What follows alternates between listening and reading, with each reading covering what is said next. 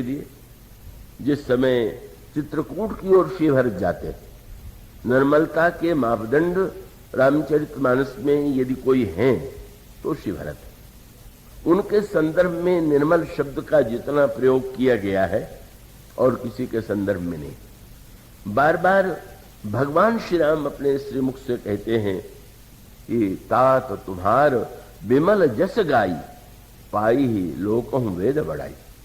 प्रभु बार बार कहते हैं कि भरत तुम्हारा यश इतना निर्मल है कि उसका गायन करके तो लोक और वेद भी बड़प्पन प्राप्त करेंगे।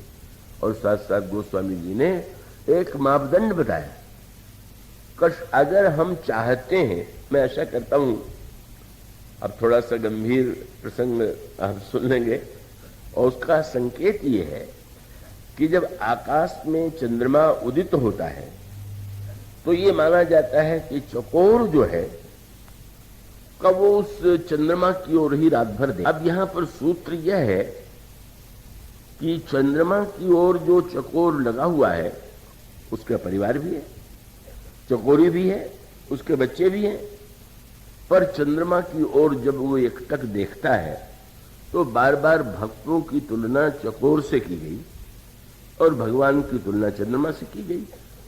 बार बार ये उपमा गोस्वामी जी को बड़ी प्रिय लगती है और सर्वत्र आपको रामायण में ये उपमा मिलेगी, शरद शशि। वो शरद और शशि और इसका संकेत संदर्भ तो रामायण में बार बार दोहराया गया।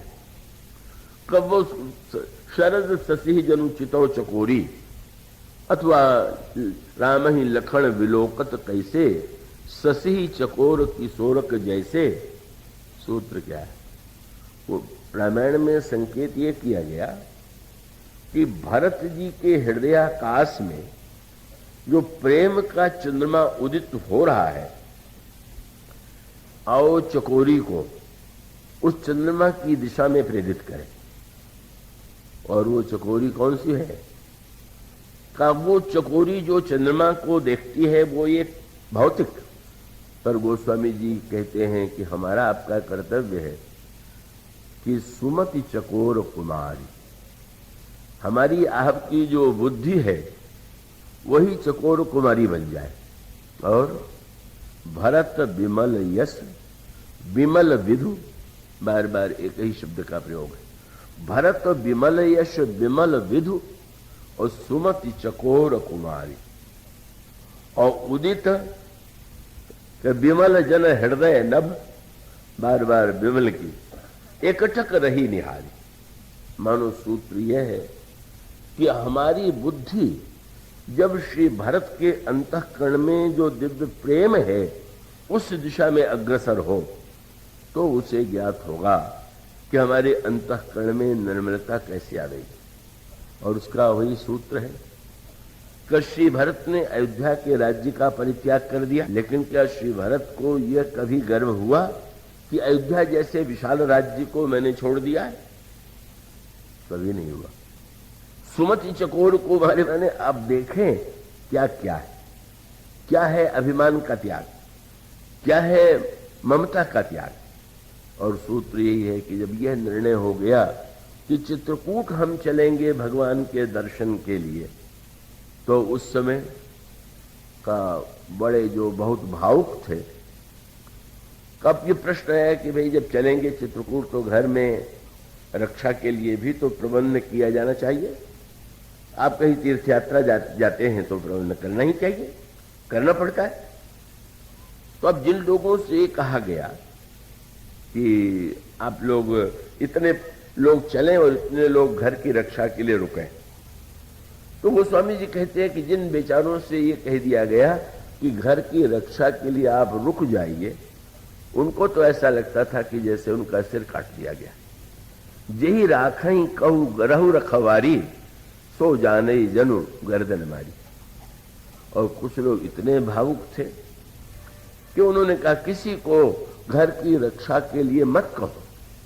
क्यों?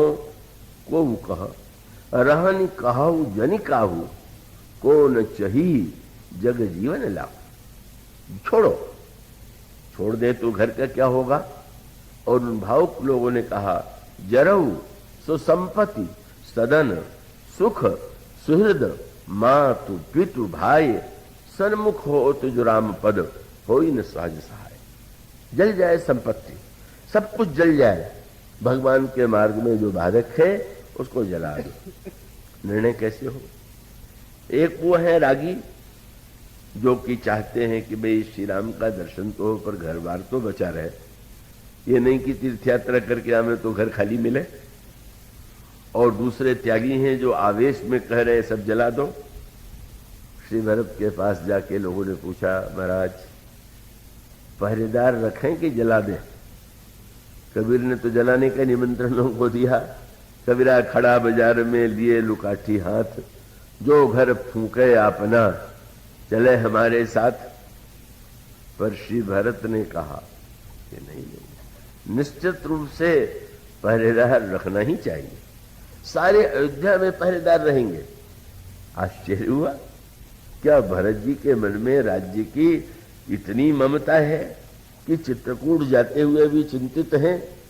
और तब उन्होंने त्याग का सच्चा अर्थ बताया, और त्याग का सच्चा अर्थ बताते हुए उन्होंने यही कहा कि अपनी संपत्ति को जलाने में तो हो सकता है कि व्यक्ति की ममता नहीं है, पर दूसरे के घर और संपत्ति को जला के कोई कहे कि हम में ममता ही नहीं है, मोह ही नहीं है, हम वैराग्यवान हो गए हैं, तो उसकी पूजा होगी कि उसको कारागार में डाला जाए।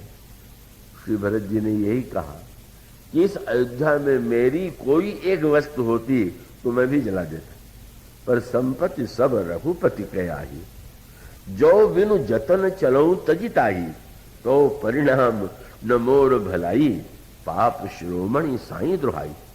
मैं तो प्रभु का सेवक हूं, ये संपत्ति तो प्रभु की है और उनकी वस्तु की रक्षा करना तो मेरी सेवा के धर्म का परम पुनीत कर्तव्य है।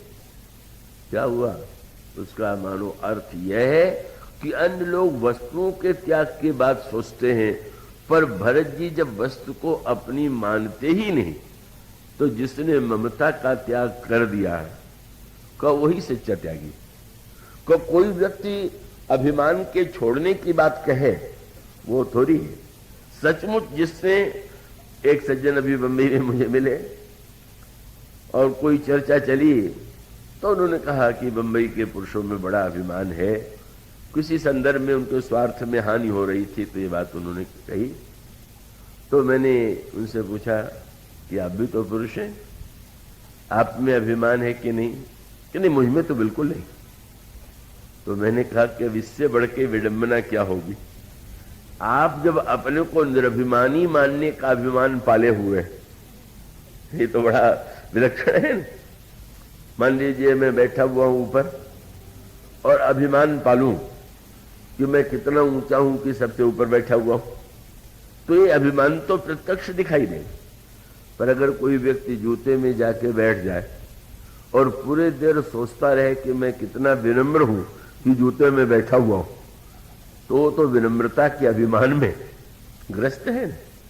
का मानो यह जो तत्व है जिसको श्री भरत के संदर्भ से प्रदर्शित करने की चेष्टा की गई, और उसका अभिप्राय यह है कि अंतःकरण को निर्मल करने के लिए मानो श्री भरत और अन्य भक्त तो भगवान के गुणानुवाद को विमल बताते हैं, पर प्रभु कहते हैं कि सचमुच साधक के अंतःकरण में जो निर्मलता आ सकती है, जब उसके अंतःकरण में वस्तु के त्याग के स्थान पर का जब वो मैं और मेरेपन का ममता त्याग करे जिम्मे ज्ञानी, वस्तु को छोड़ देना नहीं बल्कि ममता का जिसने परित्याग कर दिया है, जो त्याग का प्रदर्शन नहीं करता है।